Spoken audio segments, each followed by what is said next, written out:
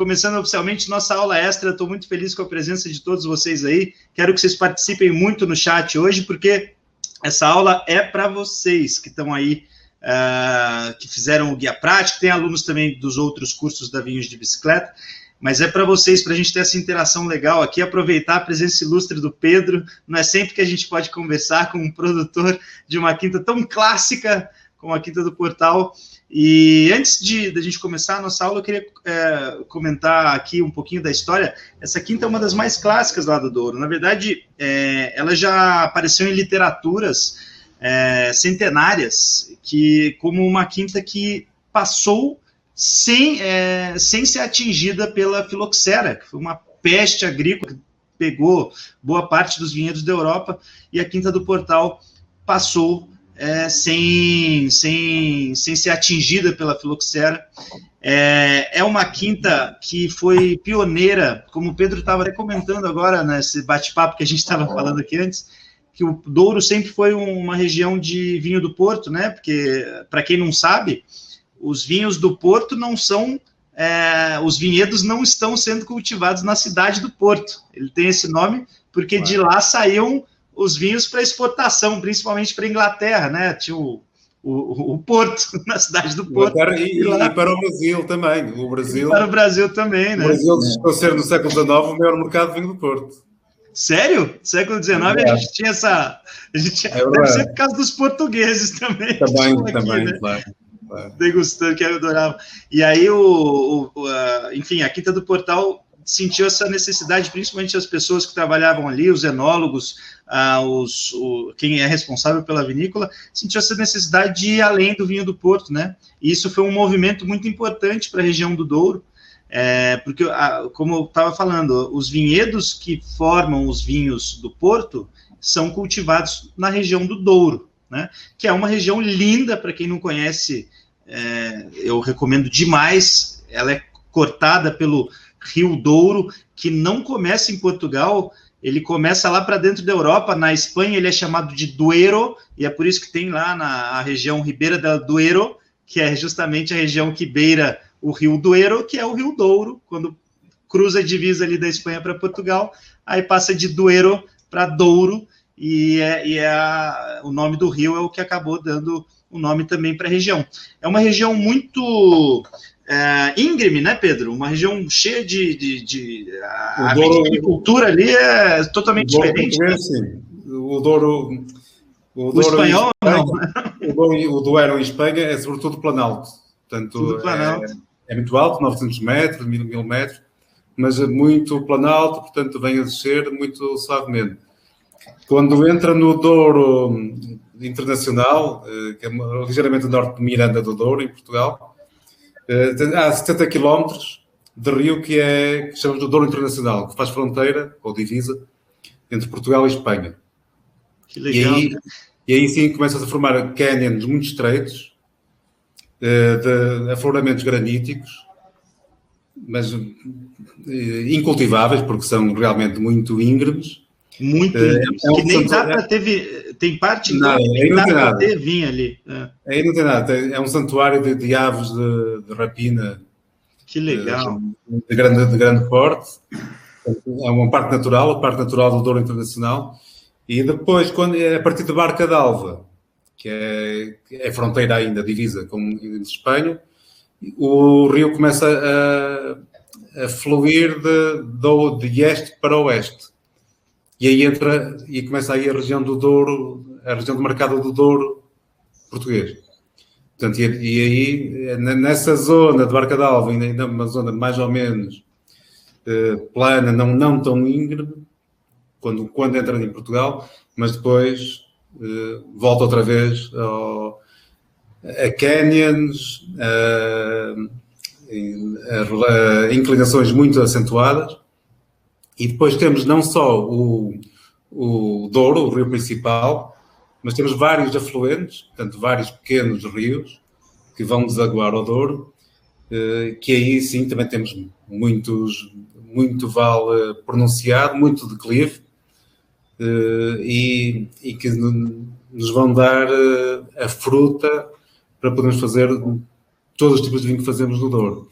E temos nestes afluentes, uns que vêm de sul para norte e outros de norte para sul, e tudo isso depois vai fazer diferença com as posições também nas encostas, nascente e poente, que nos vão dar uma grande diversidade de frutas, e por isso temos também no Douro, a região do Douro português, a região do Mercado do Douro, portanto, e agora vamos falar só do Douro português, é dividida em 3 sub-regiões. Temos o Baixo Corgo, o Cima Corgo e o Douro Superior. O Douro Superior é a parte mais alta e é teoricamente onde estão é a parte mais alta e teoricamente é onde estão os melhores vinhedos ou não? Não tem a ver com melhores vinhedos ou piores vinhedos. E nem mais alta nem mais baixa. É a zona mais próxima de Espanha. Portanto, foi a última zona do Douro a ser plantada, porque era quase inacessível. Quando estamos a falar há 300 anos atrás, quando a viticultura no Douro começou realmente a ser mais aprofundada, não, mais trabalhada, era inacessível. Não havia caminho de ferro, não havia trem, as estradas também quase inexistentes, portanto, do Porto até o Douro Superior demorava-se dias a viajar. Portanto, foi o último. É importante falar porque tem muitos alunos nossos que são do Guia Prático de Vinhos, que é um curso bem básico. O Pedro está falando sobre a região demarcada do Douro, né? No e-book que vocês ganharam, a gente tem um exemplo bem claro lá de uma região, de outra região italiana, né, que é Brunello di Montalcino, e aqui ele vai falar de uma outra região portuguesa. Todas as características que o Pedro vai falar, de alguma forma, alcançam o vinho que você encontra no supermercado ou na loja especializada e que tem no rótulo lá, denominação de origem controlada, o DOC, né, DOC, Douro. Douro. Isso. E existem também alguns vinhos que são, eu não digo mais simples, mas eles não se prendem tanto a essa regra da denominação de origem. Na verdade, a gente está falando só de vinhos cuja origem da uva, ou da maioria das uvas, vem do Douro, seriam os vinhos regionais dourienses. Esse vinho não segue especificamente a denominação de origem, mas as uvas, pelo que eu sei, devem vir pelo menos de lá, a maioria delas, né? Então é só esse adendo para saber de que região específica a gente está falando.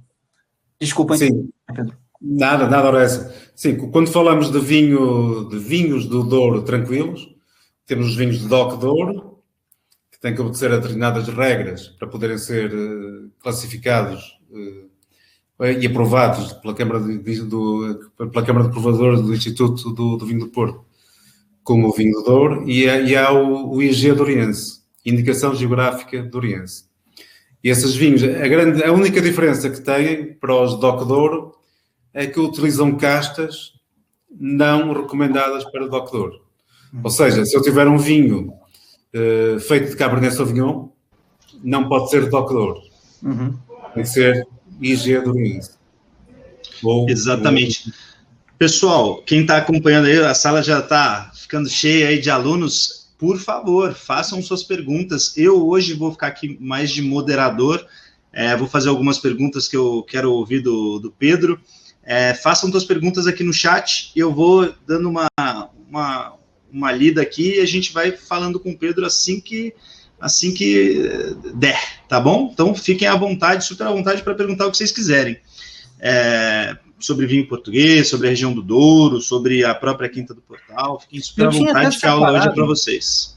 Eu tinha até separado. O Batman tá tomando o quê? O Roger tá querendo saber. Eu tô tomando Quinta do Portal também, que aliás é um vinho espetacular, viu? O Rodrigo me deu uma prova. Tá aqui. A gente está degustando o Portal Colheita. Muito interessante esse vinho, vinhaço.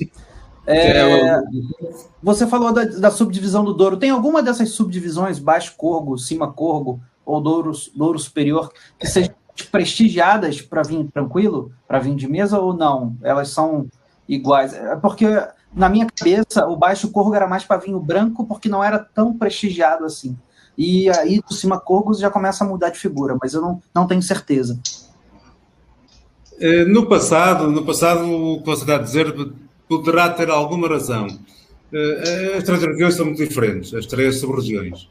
Eu vou tentar ser muito sucinto a explicar as três.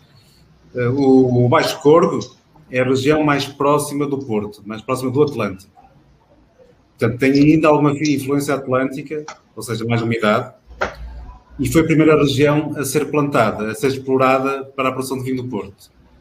Talvez por causa da geografia, né, Pedro? Talvez por causa da geografia, né? Porque era mais proximidade, fácil, né? da facilidade de acesso. Sim. Portanto, estamos a falar da data de 300 anos atrás. Portanto, do século XVII. Portanto, era muito mais fácil. Foi a primeira região a ser explorada porque era mais perto, mais próxima do Porto. O transporte era feito por via fluvial, portanto, pelo rio. E, portanto, tinha essa facilidade.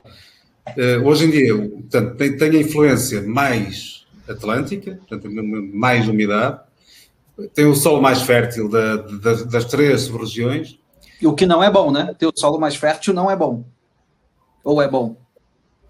Em teoria pode não ser bom. Uhum. Mas em teoria, mas não quero ser, não quero estar a fazer papel de diabo aqui. Mas mais fértil é mais produtividade, é mais fácil acesso da planta, da raiz da planta a nutrientes, logo menos, vai haver mais rendimento por hectare, portanto, mais quantidade por pé, à partida menor a gente tem qualidade da uva, da fruta. Sim. A gente tem bastante iniciante aqui, né, com a gente, que é o pessoal que está fazendo principalmente o guia prático, e é legal eles saberem isso, né, que teoricamente para a gente fazer um grande vinho, mas é lógico que existem exceções, mas é o que o Pedro estava falando, teoricamente para a gente fazer um grande vinho, o solo ser muito fértil não é muito legal, porque a videira tem que sofrer um pouquinho, tem que sofrer, o solo tem que ser pobre em nutrientes, e aí a videira vai caçar com a raiz dela, né, esses poucos nutrientes que o solo tem para oferecer e fazer, sim, uma casta mais complexa, e a videira vai ser menos produtiva também, porque lembra que quanto menor produtividade a videira tem, ela espalha os nutrientes para os poucos frutos que ela dá. Então, ficam frutos mais complexos, né? Se a videira é muito produtiva, se ela está em um solo muito rico em nutriente e ela começa a dar um monte de fruto, teoricamente, esses frutos não vão ficar muito complexos, porque ela vai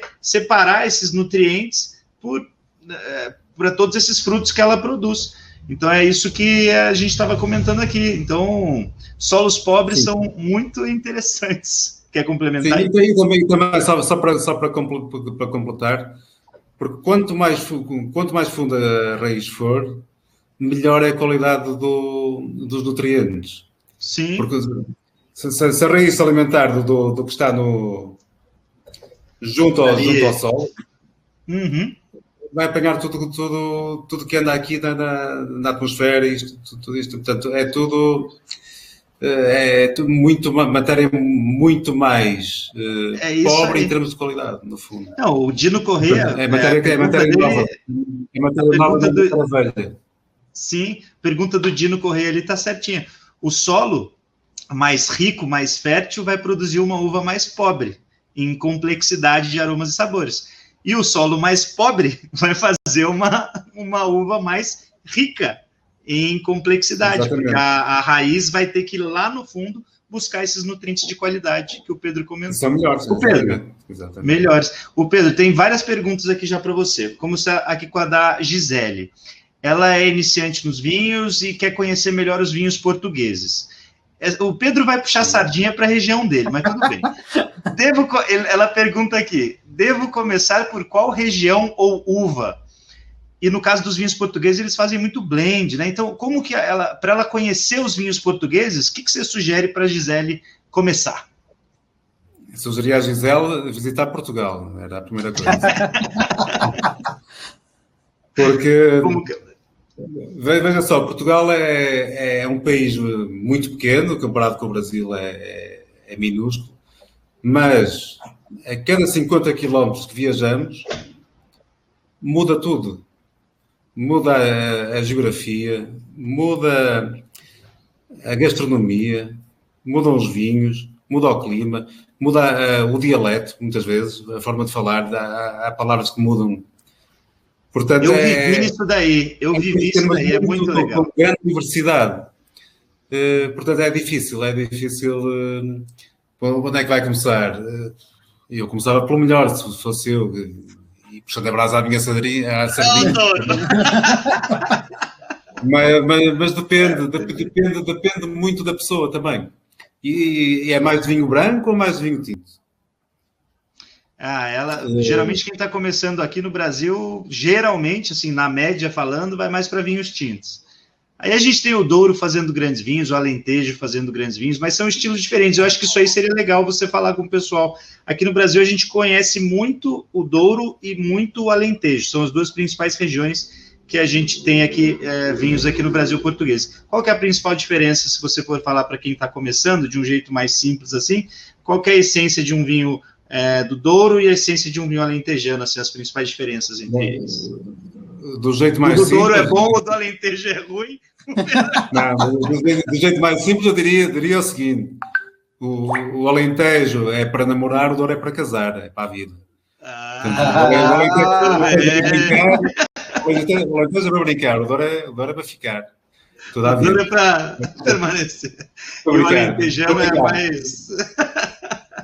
Estou brincando, mas é fora sério. Ô, Rodrigão, o Roger fez uma pergunta que eu acho muito interessante aqui também, ó. O Roger perguntou se os vinhos do Pedro passam todos por barrica. Qual a opinião dele sobre barricas? E eu quero fazer uma complementação, Pedro. Os termos reserva e gran reserva no Douro significam exatamente o quê? Tem relação, tem obrigatoriedade de passagem do vinho por madeira, como na Espanha, ou no Douro não? Não, negativo. Reservas ou grande reserva é sobretudo uma designação complementar que podemos ou não colocar no rótulo.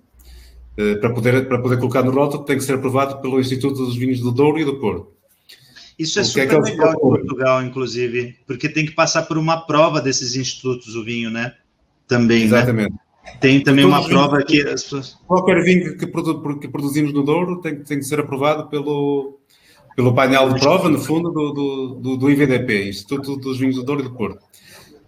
Na questão de reserva, grande reserva, portanto, a questão, o principal é a nota, a pontuação que o vinho vai ter na prova, e a única questão a nível de tempo é que não pode ser vendido nenhum nem outro, não podem ir para o mercado antes de fazer um ano depois da vindima.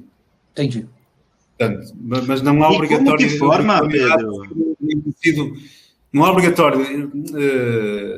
não há o regulamento não especifica que o vinho tenha que passar por madeira, um ou outro, mas o que a Câmara de Provadores vai procurar é também vinho que provavelmente teve que estar na madeira, porque era um vinho que, se não estivesse na madeira durante determinado tempo, nunca iria ser muito difícil de beber durante anos e anos.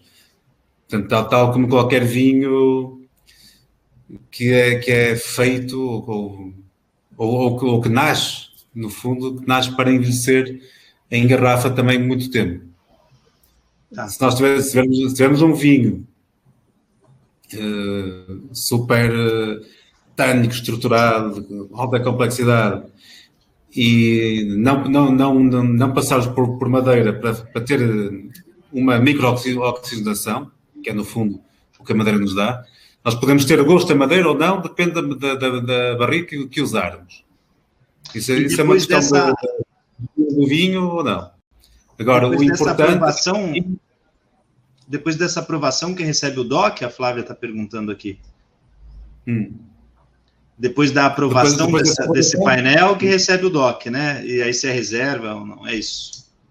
Sim, qualquer vinho que nós produzamos, seja vinho do Douro, vinho do Porto, qualquer vinho, temos que submeter à aprovação da Câmara de Provadores do Instituto de Vinho do Porto. Do Instituto. Douro e Porto. Mas quando submetemos o vinho, dizemos: tenho este lote de vinho, tinto, no caso, tenho 10 mil litros que quero que seja aprovado como reserva. Reserva. Tá. E eles é que nos vão dizer se podemos ou não. Portanto, a primeira palavra é nossa, a última deles. E se eles falarem que não, você não pode colocar reserva no rótulo, mas você põe o DOC da região ali, é isso? Ou submeto, ou refaço o lote, ou então desclassifico dentro da minha empresa, da vinícola. Entendi. No Porto é exatamente igual. No Porto também. E como que é formado esse painel? Porque eles têm muita autoridade, né? Como que é formado esse painel de juízes aí de prova?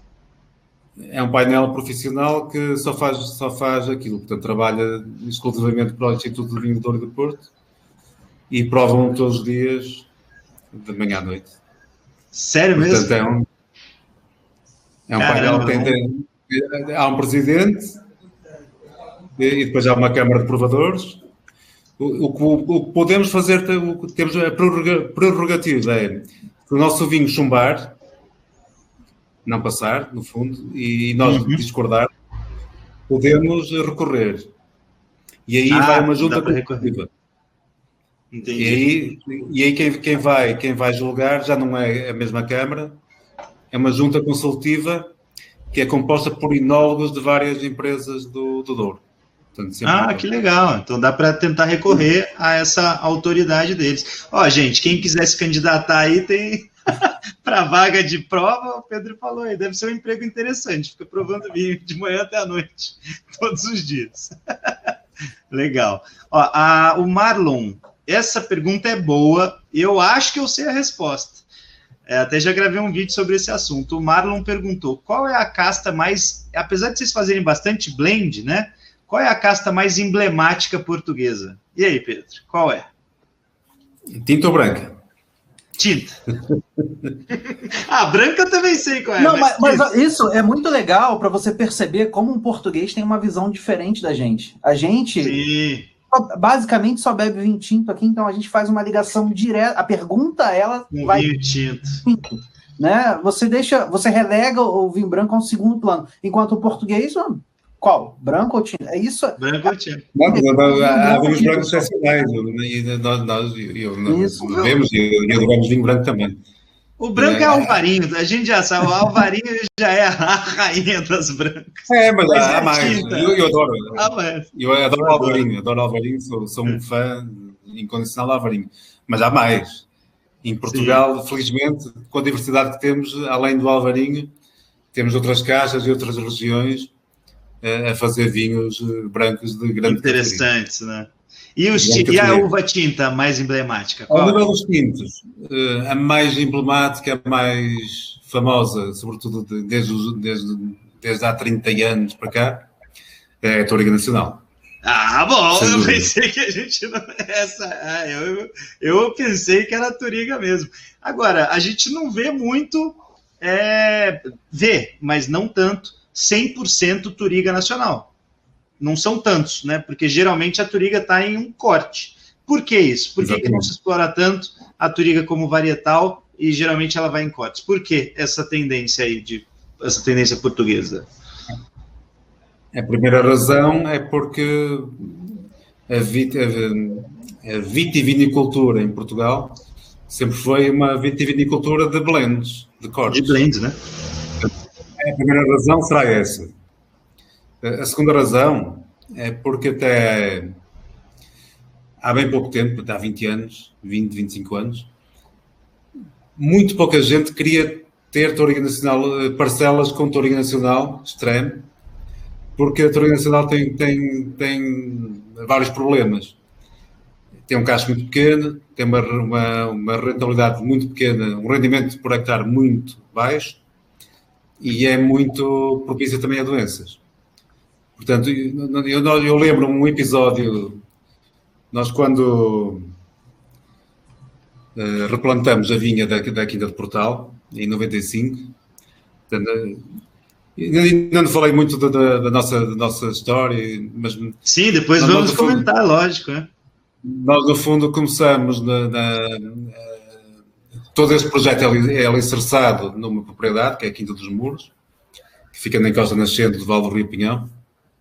Portanto, é uma quinta já está na família há várias gerações. Antiga, né? Mas quando decidimos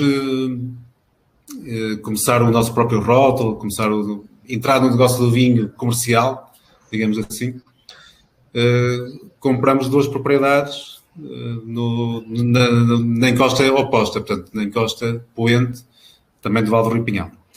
Uma delas era a Quinta do Casal de Celeiros, que você falou muito bem já da outra vez, que depois renomeamos como Quinta de Portal. E o caseiro que lá tínhamos, que herdamos, portanto, era o senhor que tomava conta da vinha, o caseiro. Quando nós compramos a propriedade, portanto, também herdamos o caseiro, o Sr. Fernando Junqueiro, e em 95 nós decidimos replantar quase a totalidade da vinha, porque era uma vinha sobretudo para vinho do Porto, muito para Tónis, e nós queríamos fazer coisas diferentes. E decidimos plantar várias parcelas da Touriga Nacional. E ele levou de mãos à cabeça: vocês não façam uma coisa dessas, nem pensem nisso, nem pensem nisso. Porque ele queria era entregar quilos de uvas. Nessa altura eles queriam entregar quilos e não qualidade. Portanto, e não qualidade. Porque a Touriga tinha rendimentos muito baixos. Entendi.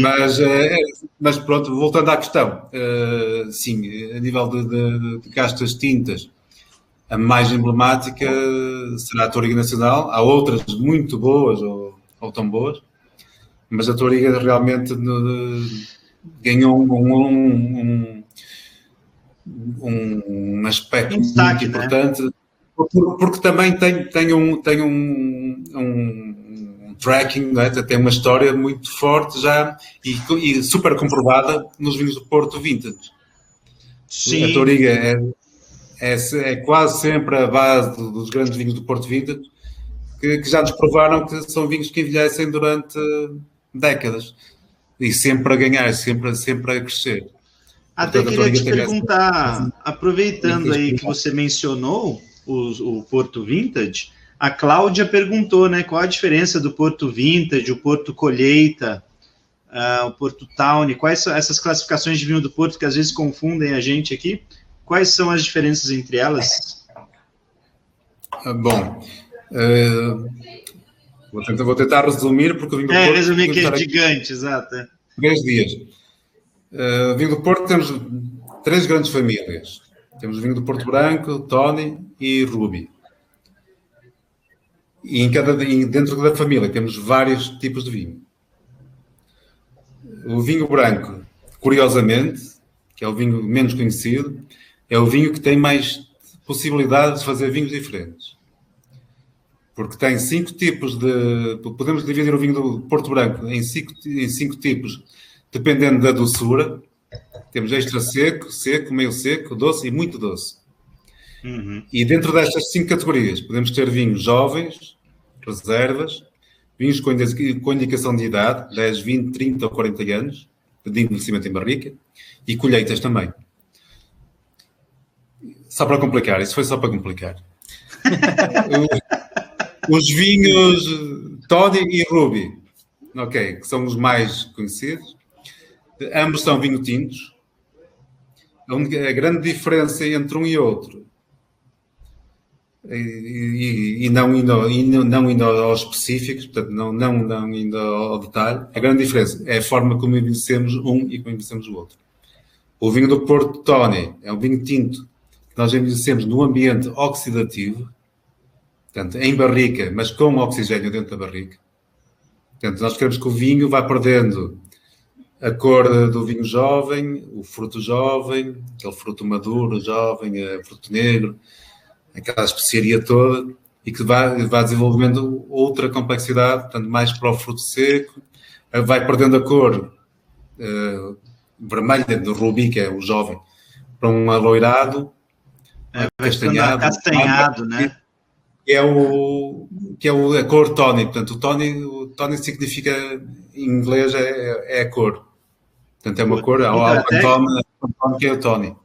Legal para a galera saber, o Tawny tem esse estilo em essência. O Pedro já vai falar do Ruby, o outro, mas o Tawny tem esse estilo em essência. Ele é mais acastanhado de propósito, ele é essa cor mais atijolada, e ele tem esses aromas mais oxidativos também de propósito, esses aromas que vieram da oxidação do vinho em contato com oxigênio. Envelhece em barricas menores, né? Amadurece em barricas menores, né, Pedro? Em barricas velhas, menores. Barricas velhas, né?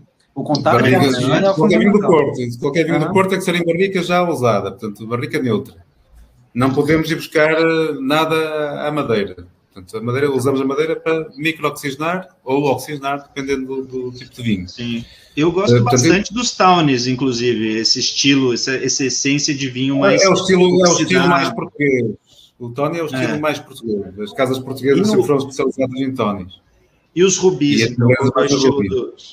E os rubis, qual que é o estilo, então? Se o Tawny o rubi, no fundo, rubi pela cor também, portanto, cor como este rubi.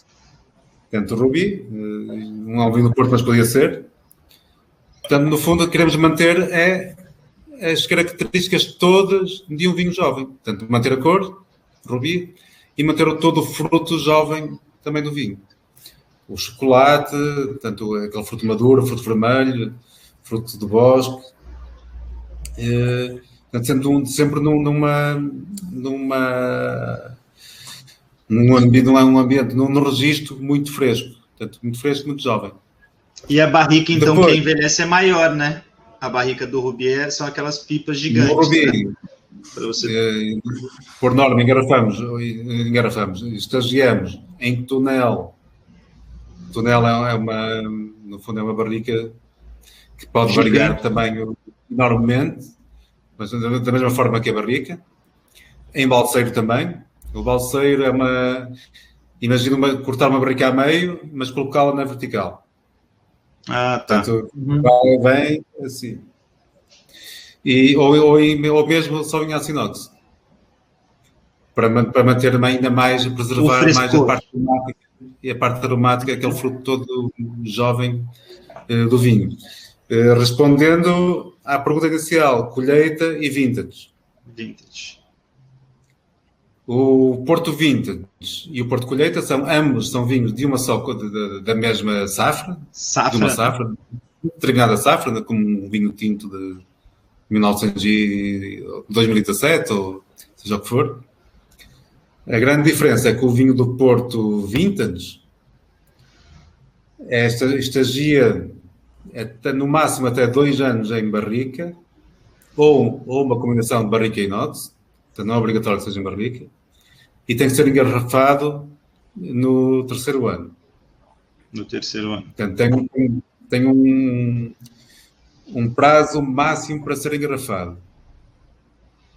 Portanto, é um vinho não filtrado, portanto, é um vinho que vai, na prática, é um vinho, tem que ser Esse um vinho muito bom.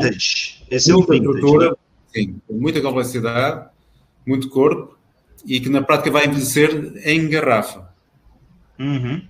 Como um vinho tinto. Portanto, tem algum envelhecimento prévio em casco, mas muito, é 1 ano e meio, 2 anos em casco. Portanto, ele tem que ser engarrafado entre o 2º e 3º ano depois da vindima. Portanto, tem um limite mínimo e um limite máximo para poder ser engarrafado como vintage. E depois o envelhecimento é feito em garrafa. Portanto, vai ter sempre uma cor também. Portanto, é da família dos rubis, na prática. Dos rubis, né? Já o Porto Colheita, Tony, também pode ser branco, e exatamente a regra é exatamente a mesma. No mínimo tem que passar 7 anos em casco. Portanto, tem que 7 anos em casco, em contato com o carvalho mesmo. Tem barrica, ou pipa, ou seja o que for. Mínimo 7 anos, mas não tem máximo para ser engarrafado. Portanto, não podemos engarrafar antes de 7 anos, mas podemos deixá-lo durante 100 anos, se quiser. 100 anos na barrica e depois engarrafar. Esse é o colheita. Mas quando você engarrafa, ele começa a perder características. Não é que nem o vintage, que evolui, ou estou errado? Não, perder não perde, não vai evoluir mais do que aquilo que nós já pretendemos que ele tivesse evoluído. Já evoluiu, né? Porque para aquele estilo de vinho, o que nós queremos é que ele evolua em barrica, naquele ambiente com alguma oxidação. No colheita menos que nos outros tónis. Portanto, no colheita, porque é um vinho que vamos querer que envelheça durante anos, durante muito tempo. Temos um envelhecimento muito mais lento do que no Tony 10 anos, por exemplo, ou 20 anos. Outra característica do colheita é que do mesmo ano, da mesma safra, podemos ter vários engarrafamentos. Ou seja, no contrarótulo tem sempre o ano de engarrafamento do vinho. Portanto, você pode ter um vinho de 2004 engarrafado em 2011, em 2015, em 2020, 2030 e por aí fora. Legal. Mas, claro que vai ser muito diferente. Cada engarrafamento vai ser muito diferente, porque o vinho esteve mais ou menos tempo já a estagiar em barrica. Pedro, muito obrigado por essa aula de vinho do Porto. Realmente uma aula fantástica. É um prazer. Do Porto. Ouvindo de quem mais sabe, né? Quem produz. Queria comentar com a galera, a gente vai continuar com as perguntas aqui. Tem uma notícia muito boa para vocês. A gente vai colocar todos os vinhos da Quinta do Portal que a gente tem disponíveis lá no site da Vinhos de Bicicleta com desconto para vocês. A galera que acompanha a gente aqui na live, o Ervas, que é o nosso gerente aqui de digital, que está ajudando a gente a organizar aqui hoje, ele vai mandar para vocês no grupo de WhatsApp o cupom de desconto. Então eu vou deixar tudo com desconto, todos os vinhos do Pedrão no site da Vinhos de Bicicleta. Esses descontos lá, o Pedrão gostou. Legal! Amanhã pegar a ainda vai ser mais aqui no chat. Inclusive tem vinho do Porto deles para quem gosta também, com desconto. A gente vai mandar para vocês todos os links no grupo de WhatsApp e o cupom de desconto, que é Portal 10. E aí, se comprar no boleto, tem mais 5% de desconto ainda. Então, a gente vai deixar um descontão lá para vocês. Tem vários vinhos da Quinta do Portal. Tem branco, tem rosé, tem tinto, tem esse colheita aqui que eu acho espetacular. Espetacular esse vinho. Aqui. Espetacular. Maravilhoso esse vinho. Tem vinho do Porto, o Tawny, o Rubi, para quem quiser ver a diferença. Então, para vocês aproveitarem aí, eles já vão mandar no grupo de WhatsApp. Então, aproveitem, que os vinhos são muito bons. A Quinta do Portal é uma vinícola fantástica. Só fazendo uma pergunta. Diga, Diegão, você quer... Rodrigão, assim, é porque a gente... eu acho que o Pedro ainda vai contar até a história da vinícola, mas quando você puder, Pedro, falar, a gente não pode terminar essa aula sem falar sobre uma característica que define muito o Douro. Eu já visitei, eu acho uma das paisagens mais lindas do mundo, e para quem não tem ideia do que é, ver aquelas pedras de xisto lá, aquilo é um solo diferente que você não encontra com facilidade. Então, se você puder contar para a gente aí o que o xisto facilita ou dificulta a vida do produtor, o que ele influencia a vitivinicultura por lá, vai ser nota 10. Sim. O Douro, todo o coração da região do Douro é realmente feita de xisto. O xisto é uma pedra que toda a gente conhece, porque, sobretudo os mais velhos, que ainda tiveram aulas com o quadro negro na sala de aulas. Então, no fundo, isso aquilo é xisto. Isso é que é o xisto. Há o xisto azul, há o xisto negro, o xisto cinzento, mas tudo é xisto. A região do Douro, e sobretudo para quem já viu... Daqui, desculpa, Pedro, desculpa, Tico. A galera daqui que está no chat aqui, eu acho que é da turma que teve aula em quadro negro. Eu, pelo menos, não sei se o pessoal daqui que está aqui no chat, comentem aí se é o pessoal do quadro negro ou do computador. Mas no meu tempo era do quadro negro, que é o xisto. Exatamente. Diga aí, Pedrão. Mas a região, portanto, todo o coração da região é marcada por xisto. Alguns veios de quartzo também. Depois, nas extremidades, começamos a ter algum granito, sobretudo em altitude. Mas o xisto é realmente a pedra que que marca o Douro. Há vinhas, e temos vários exemplos, em que se caminha sobre pedra. Quase não se vê a terra. É muita pedra, é muito xisto. E temos maciços enormes de xisto, e isso marca completamente a região. Por um lado, porque sendo uma região de montanha e em que tivemos que construir patamares, não é, que são escadas, degraus, né? degraus em montanha para poder plantar.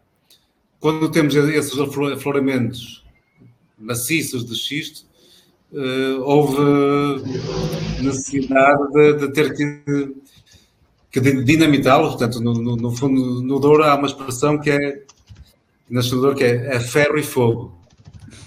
A região foi feita a ferro e fogo, que era o ferro, que era para picar o xisto, para colocar o dinamite, para conseguir depois trabalhar a terra de forma a poder construir os tais degraus, os socalcos, os patamares.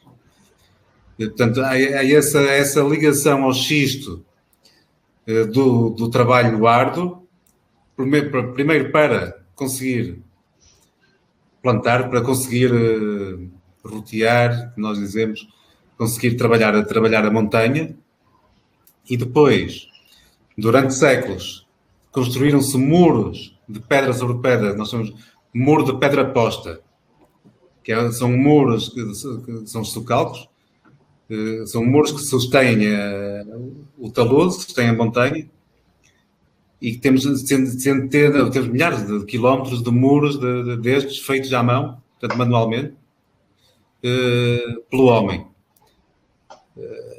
Havia até um cara brasileiro que dizia que os egípcios fizeram as pirâmides em homenagem aos mortos, e os dourienses fizeram o Douro em homenagem aos vivos. Que legal. Porque esse trabalho, na verdade, o trabalho do Socalco é inacreditável. O Luiz Eduardo está falando aqui, se Lisboa, a região de Lisboa, também tem xisto, não é mais do Douro, né? É uma tipicidade da região do Douro, né? Sobretudo, há em vários pontos do país. Podemos encontrar xisto em vários pontos do país. Da forma quase homogénea, como temos no Douro, só no Douro. Em Lisboa vai ter tudo muito calcário, alguma argila. Poderá ter alguns veios de xisto, mas são veios. No Douro é quase 100% xisto, com algum ou outro afloramento de quartzo, e depois granito em diégese, portanto, nas bordas. Outra característica que o xisto depois nos vai dar, portanto, depois já feita a vinha, construída o degrau, o patamar, o socalco, o xisto vai reter o calor durante o dia do sol, que o vai transmitir à planta durante a noite. Nós no Douro temos, sobretudo no verão, a partir de junho, julho e até final de agosto, temos amplitudes térmicas muito elevadas. Podemos ter, para quem não sabe, a amplitude térmica, desculpa até, Pedrão, é que às vezes eu te corto, só para a galera saber aqui, para quem não sabe, a amplitude térmica, que é importantíssimo para as videiras, para as uvas, na verdade, amadurecerem bem, está relacionada a noites mais frescas, mais frias, e dias quentes. Isso é importantíssimo para que a uva consiga amadurecer bem, concentrar os açúcares e os taninos, e sem perder a acidez. Essa noite fria, essa noite fresca, é muito importante para as uvas preservarem essa acidez, né? Então não basta só o calor, senão ficaria uma uva só cheia de açúcar, cheia de tanino, mas sem acidez nenhuma, sem frescor. Então essa noite fria é legal para ela preservar a acidez. Desculpa até te cortar, viu, Pedro? Que às vezes eu só vou fazer essas coisas para a gente. Diga aí, continue aí. Então, já que você cortou, deixa eu complementar aqui. Se tiver alguém, pessoal, do curso mais avançado, vou fazer uma pergunta e ver a opinião do Pedro sobre o assunto. Você falou sobre a distribuição do calor que o xisto traz. Legal pra caramba. Ele é totalmente diferente, por exemplo, dos solos brancos, né? Tipo a Albariza lá de Jerez. porque a albariza reflete a luz e a planta faz fotossíntese, então ajuda mais ela a amadurecer em termos de açúcar. Mas a questão do xisto liberar esse calor teria mais a ver com o amadurecimento dos taninos? Esse calor é melhor para o amadurecimento fenólico ou não? Também tem a ver com o amadurecimento em termos de açúcares da uva? Não, sobretudo o amadurecimento fenólico. Porque o açúcar já lá está. O açúcar já lá está. Uhum. Portanto, vai nos ajudar a manter. Amadurecimento de taninos mesmo. Sim. E porque o problema é que não é problema nenhum. Mas a amplitude térmica é muito grande no Douro. Tem muito do dia para a noite, no verão. Estamos a falar de 20 graus no verão, é muito. E o xisto atenua isso na planta. Portanto, não deixa que haja um choque, que haja esse choque. Portanto, há amplitude térmica na mesma, mas não é um choque. Senão seria um choque diário. Portanto, nós queremos ter amplitude térmica e elevada no Douro, que queremos que seja elevada, porque temos o xisto como aliado. Temos o solo que nos ajuda a que não haja nenhum choque e que haja sempre uma continuidade, ou seja, que a amplitude térmica seja benéfica mesmo sendo muito elevada. Entendi. Legal. Ô, Pedrão, a Bia e o Dino Corrêa perguntaram aqui, o Dino Corrêa quer saber, é que eu acho que isso varia de região para região, mas uma média aí. O Dino Corrêa quer saber se o vinho, para ser, já que vocês fazem bastante corte, o vinho para ser considerado varietal, qual o percentual mínimo da casta varietal? E aí a Bia já também fez uma pergunta parecida, ela quer saber se o blend é feito direto no vinhedo ou se é depois do vinho pronto que vai lá e faz o corte dos vinhos para ser um blend, né? Então, manda bala. Bom, a primeira questão, em Portugal, para ser varietal, tem que ter 85% mínimo de uma casta. Portanto, tem 85% da casta que vem no rótulo, mas pode ter 15% de outra. Tá. No caso da Quinta de Portal, quando engarrafamos varietal, é 100% varietal. Sim. 100%. No nosso caso é 100% porque queremos mostrar exatamente o que a casta é. Legal. E é por isso também, indo contra a pergunta que tinha feito antes de haver poucas históricas nacionais varietais, né? Sim, sim. Realmente há poucos. Nós também só fazemos quando temos vinho muito bom e depois, e quando é muito bom, primeiro usamos ou no Auru ou no Grande Reserva e depois é que fazemos o varietal, o 100% do Touriga. Mas quando é Touriga, é 100% Touriga. Ou Roriz, ou Tinta Barroca, ou Touriga Franca. No nosso caso é 100%. Vocês não fazem corte. Quando é varietal e 100%. Quando é varietal. 100%. Porque queremos mostrar o que a casta é. Portanto, fazemos muito poucas vezes, pouca quantidade, mas temos a certeza que vai transmitir exatamente o que é a variedade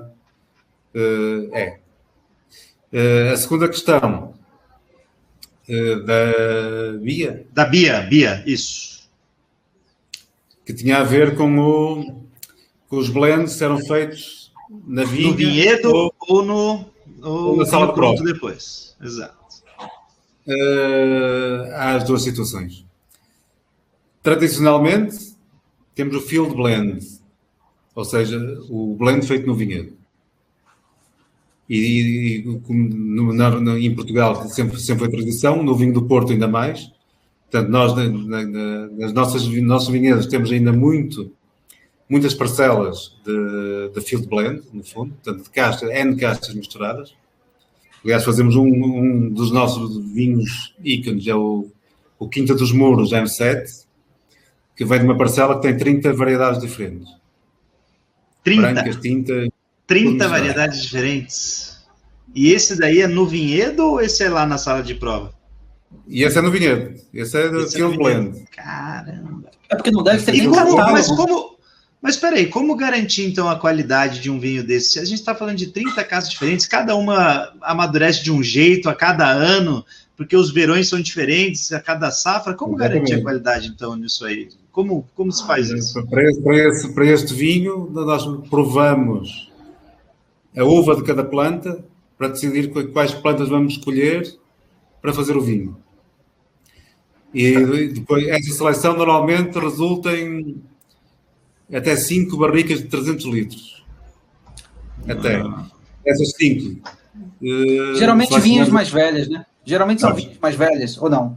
São vinhas velhas. Sim, estamos a falar de vinhas com 50 anos para cima. Portanto, vinha tradicional. A vinha tradicional do Douro era plantada aleatoriamente.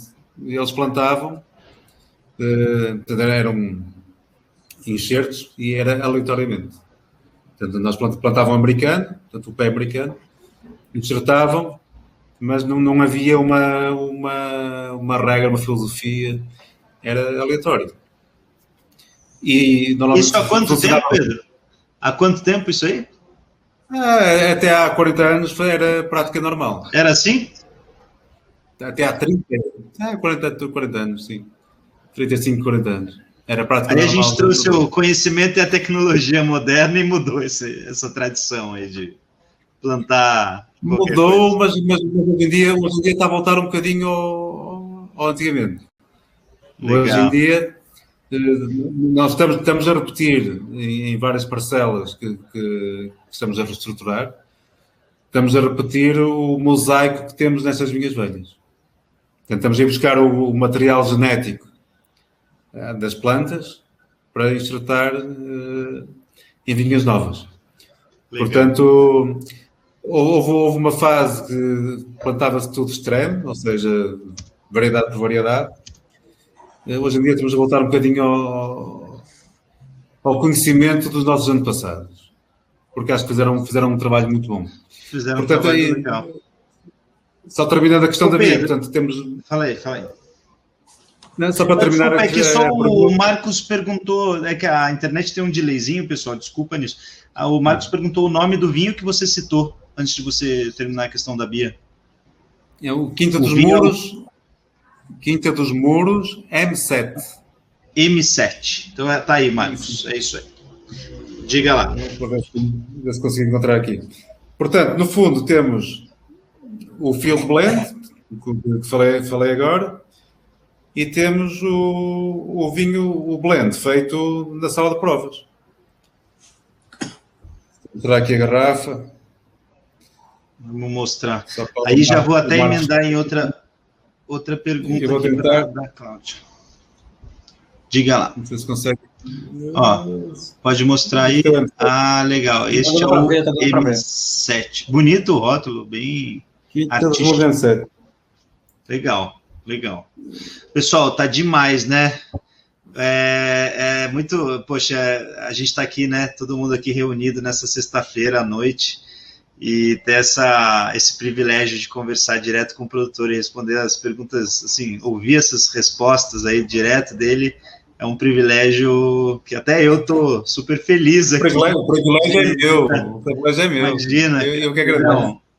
Pedrão, você está fazendo a sexta-feira de todo mundo mais interessante, cara. Você pode ter certeza disso. É muito legal ouvir isso e dedicar o seu tempo para isso. A Cláudia perguntou como que os produtores portugueses veem o mercado brasileiro do vinho aqui, de consumo. Como que vocês estão enxergando a gente aqui? É um mercado importante para vocês? Como que está isso? Ou não tanto? Tem outros mercados mais importantes que o brasileiro? Com certeza tem, né? Mas como que vocês enxergam isso? Não, o mercado brasileiro é dos mercados mais importantes para o vinho português. Hoje em dia, para além de Portugal, diria que é o mercado mais importante para o vinho português, sem dúvida. É mesmo? É o mercado mais importante hoje? Legal, isso porque a gente não bebe tanto. Falando de vinho português em geral, sim. Legal. Aí deixa eu pegar, gente, a gente já está indo para os finalmente aqui da nossa aula extra, que foi uma baita aula. Eu tô super feliz aqui de ter esse bate-papo com o Pedro. Então, se vocês quiserem, vão fazendo as últimas perguntas, porque a gente já está chegando no final. Deixa eu só pegar mais uma pergunta aqui. Rodrigão, eu acho bom para o pessoal que está no curso, no Guia Prático, mais básico, Pedro, se você pudesse resumir a característica do vinho do Douro, vinho tinto, e pode falar do vinho branco também, em poucas palavras, tipo assim, é um vinho elegante, frutado, que a madeira é bem integrada, a ideia não é que a madeira se sobressaia, em boca geralmente encorpada. Como você definiria o branco e o tinto do o Diego é um sacana, pergunta fácil essa, resume o vinho do Douro, resume o vinho do Douro em 3 palavras. Mas a minha preocupação é porque o pessoal que não tem ainda um conhecimento um pouco mais avançado, vai buscar alguma coisa para comprar os vinhos do Douro. Eu acho interessante eles saberem quais são as características básicas, se é que dá para resumir.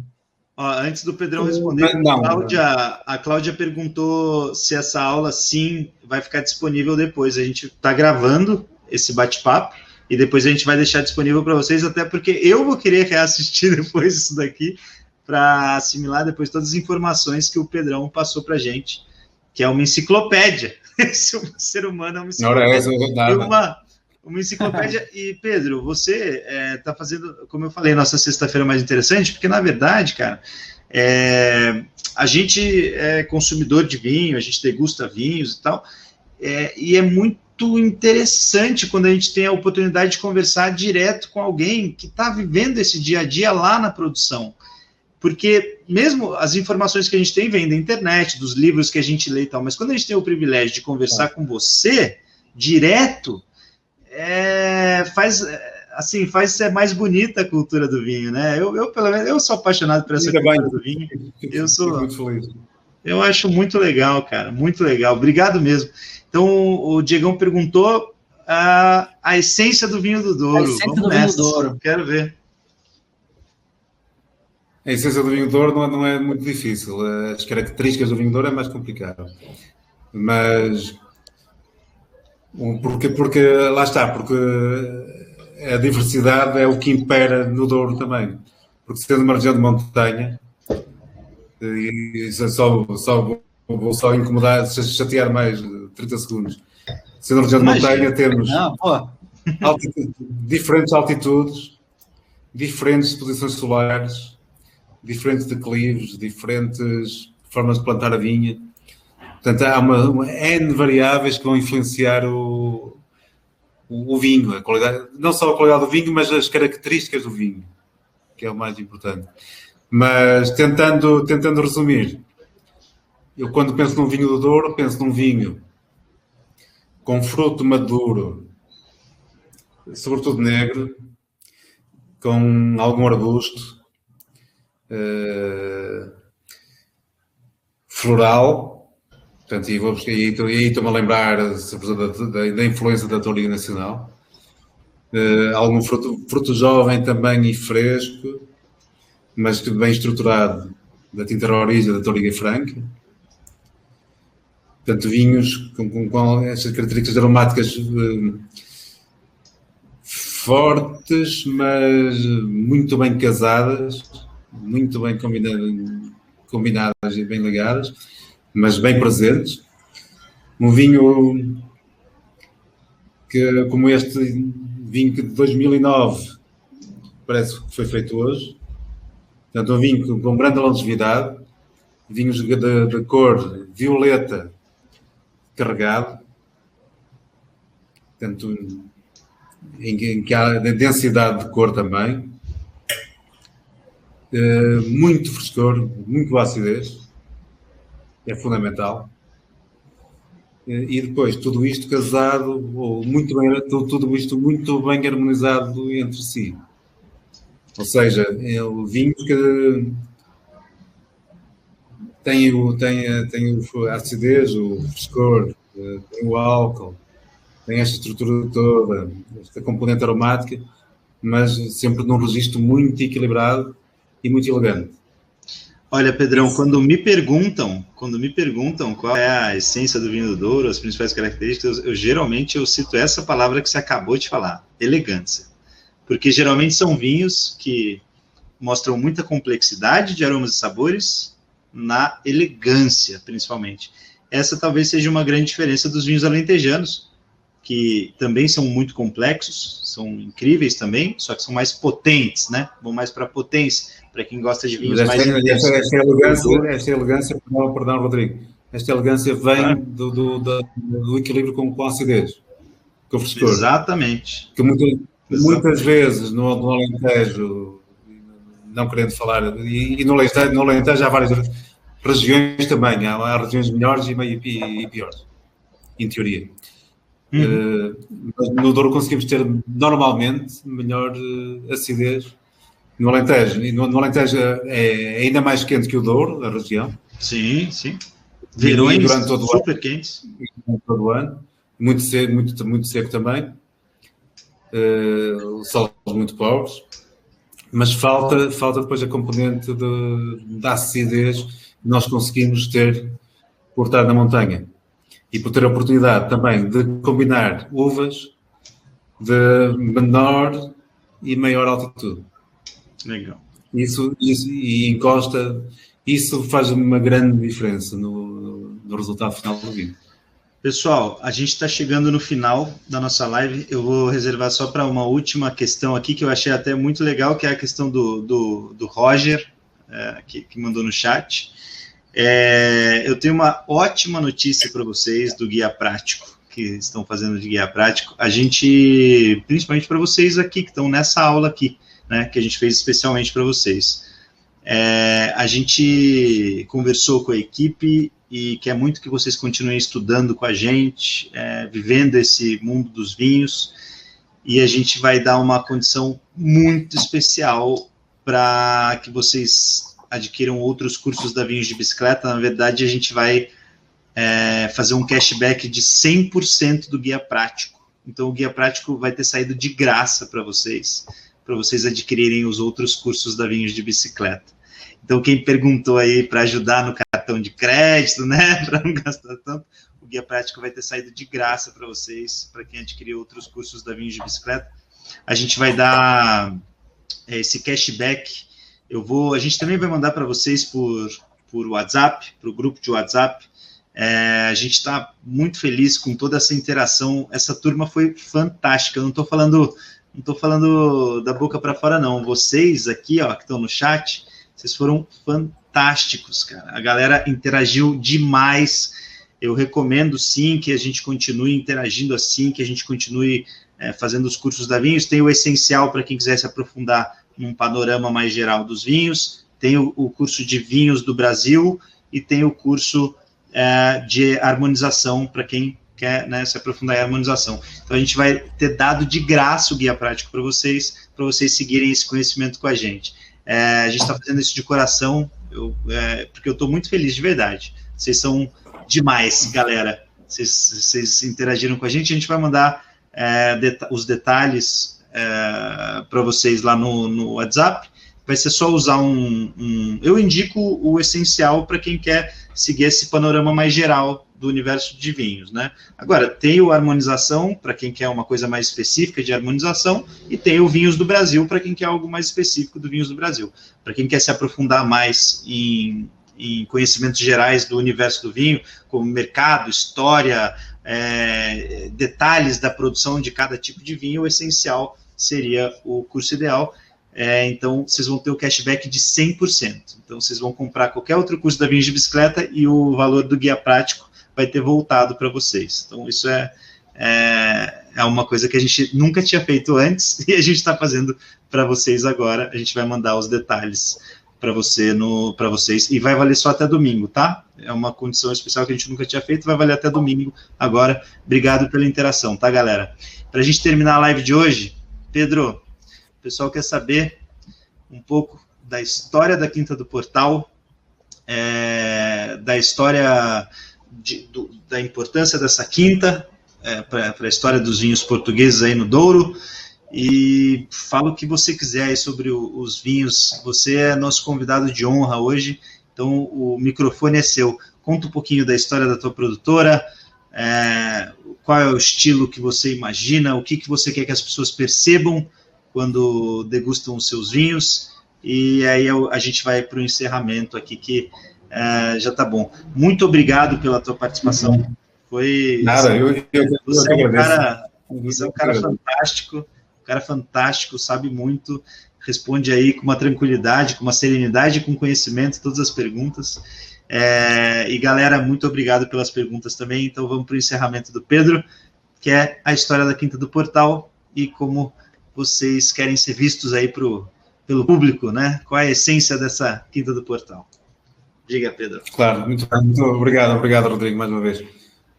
Vou começar pela responder à segunda questão. O que nós queremos com os nossos vinhos é dar prazer a quem os bebe. É só isso. É muito simples.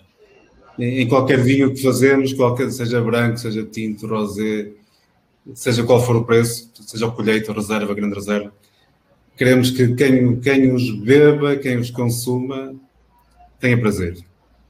E que sejam vinhos que no seu patamar de qualidade, entre aspas, ou patamar de preço, seja sempre dos melhores. Mas que no fundo, que dê prazer. Nós adoramos vinho, gostamos muito de vinho, bebemos bastante vinho, às vezes muito vinho. Às vezes, quem nunca? Tem que nos dar prazer, temos que sentir alguma coisa, sentir o que o vinho nos está a transmitir alguma coisa também. Não é só prazer imediato, mas saber que aquele vinho vem de determinado sítio, de determinada vinho foi pensado daquela maneira porque tem alguma coisa por trás. Portanto, queremos que os vinhos transmitam esse sentido de lugar, de origem. Isso acho que é muito importante. Que deem prazer e que não sejam mais um vinho igual a qualquer outro. Portanto, que tenha alguma coisa que os remeta para a Quinta do Portal. As pessoas quando provem vários vinhos nossos, vão e acho que é relativamente fácil de ver. Há sempre qualquer coisa em comum nos nossos vinhos, que é a nossa alma, que está lá. Portanto, isso, respondendo à segunda questão, acho que é isso, é o prazer e a origem do vinho, é fundamental. Ainda à primeira questão, nós começamos no vinho, esta nova geração, começamos a comercializar vinho, portanto, a entrar no negócio comercial do vinho há relativamente pouco tempo, portanto, nos anos 90, decidimos finalmente criar uma marca em 1991 e a partir daí começamos todo este trajeto de engarrafar os vinhos Quinta do Portal e por aí fora, mas tudo isto com base numa propriedade que é a Quinta dos Muros, que é a fundação de tudo. É a razão de nós estarmos aqui hoje, é essa propriedade. É uma propriedade que está na família do lado dos Mancini. Portanto, que é a nossa família desde 1881, mas que já antes era da nossa família, porque meu tio trisavô, Francisco Mancilha, casou com a irmã do meu trisavô. E, portanto, ele herdou a quinta por casamento. Portanto, foi herança de casamento. O primeiro Mancilha é realmente o Francisco, mas a quinta já, portanto, pelo lado do meu trisavô, já vinha da família. Pelo lado da minha trisavó, é que começa com esse irmão dela, meu tio trisavô. E este primeiro Mancilha, que trabalhou a Quinta dos Muros, ficou apaixonado pela propriedade e estamos a falar do final do século XIX. A nível de vinhedo, tinha uma parcela muito pequena ainda, tinha cerca de 2 hectares, portanto uma coisa muito pequena a nível de vinha, mas era de tal maneira, não sei, inebriante, de tal maneira encantador, que este nosso tio trisavô escreveu até um livro sobre como tratar os vinhos dos muros e deixou escrito. Portanto, ele começou um livro. Que legal isso. Começou um livro, escreveu um livro em 1905, que a certa altura diz: quem souber tratar os vinhos dos muros, portanto, aqui dos muros, há de convencer-se, por exames e comparações que faça, que os não há melhores no nosso país. Portanto, era já um grande, fervoroso adepto daquela terra e das uvas que lá tirava. Um poeta. E ele trabalhava, foi muito ligado à agricultura, portanto, teve muito ligado à agricultura nesse tempo. Portanto, e gostava realmente daquela terra. Depois foi herdada por umas... Ele não teve filhos, portanto, foi umas tias do meu avô, portanto, umas sobrinhas dele que herdaram. Na altura fazia-se também carvão, vejam lá, também fazia-se muito carvão no Douro, nessa altura. Também moía-se farinha no rio, portanto, nós temos Rupinhão, muitos moinhos de água dessa altura. E a certa altura, quando... Chama Quinta dos Muros, porque é murada, né? É que não foi a Sônia. Não. Isso, não morada é que... Não, completamente morada é a Quinta do Portal. A Quinta do Portal é que é murada, sim. A Quinta dos Muros, então, não é murada. É um caso um pouco comum no Douro. A Quinta dos Muros, não sei, porque tinha muros muito bonitos, tinha socalcos, muros de xisto, com as muito bonitos, e olival também, portanto, provavelmente o nome virá daí. Mas nos anos, finais dos anos 50, o meu avô era possível herdeiro da quinta ou de outras propriedades das tias e do pai, etc. Mas ele diz: eu não quero nada, eu só quero os muros. Nem que seja para pôr lá um lampião. Portanto, nem que fosse para não fazer nada. E ele gostava tanto dos muros, da quinta, que queria nem que não tivesse dinheiro para tratar, mas tinha que ser dele. E realmente foi, abdicou de tudo mais para ficar com ele. E quando ele morreu de acidente, infelizmente, morreu cedo, mas já tinha dito à minha avó que quem deveria ficar com os muros deviam ser os meus pais. Portanto, para haver uma continuidade e sobretudo, um engrandecer da propriedade, que ainda era pequena na altura. E assim foi. Portanto, a partir de 74, começamos nós, o meu pai, a trabalhar na quinta, a aumentar a área de vinhedo,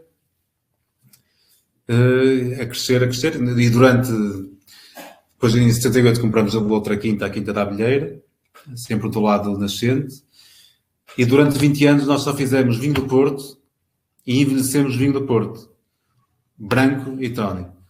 Portanto, a determinada altura, nós no Douro éramos, a nível de produtor familiar, éramos a família que tinha mais vinho do Porto na região, fora as empresas de vinho do Porto, obviamente. Portanto, fomos crescendo o estoque de vinho do Porto, a envelhecer vinho do Porto. E... Pessoal pequeno, viu, gente, que está no chat? É pessoal pequeno, sem história para contar lá no Douro.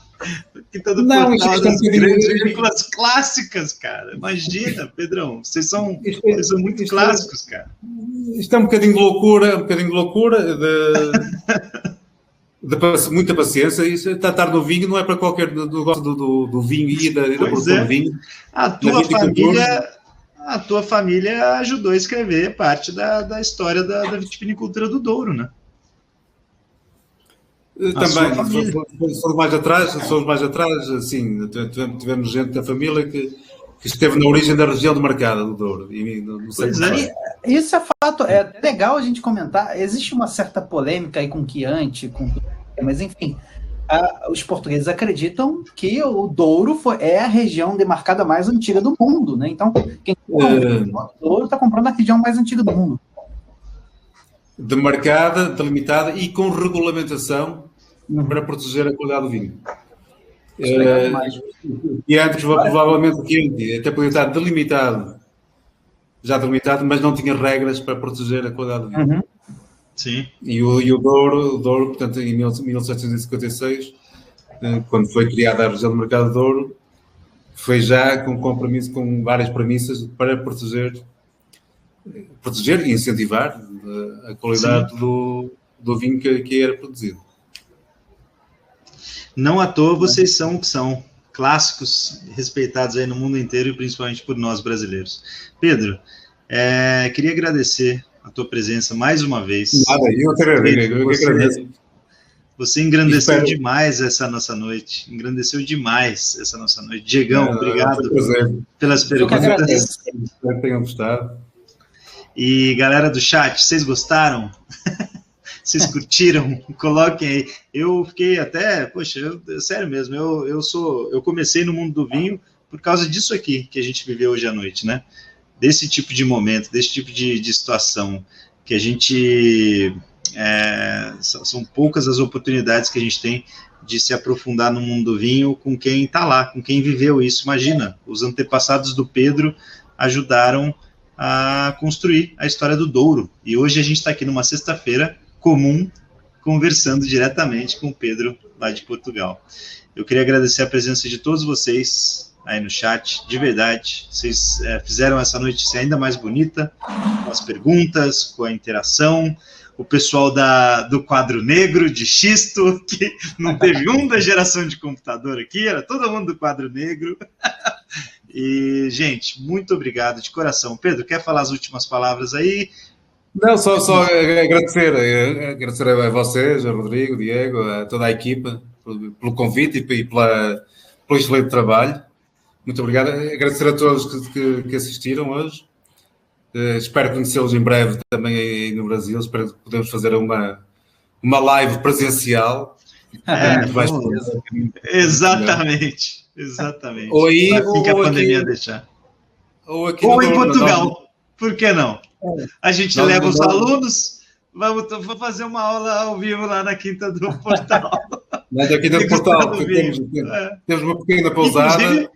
Inclusive, vocês têm no turismo, né? Vocês recebem, né? Exatamente. Pessoal aí, né? Então, show. Então, vamos fazer um brinde aqui, final? Vamos fazer um brinde? Opa! Todo mundo com taça erguida. Pessoal do chat com taça erguida aí, hein? Pessoal, saúde. Boa sexta-feira para vocês.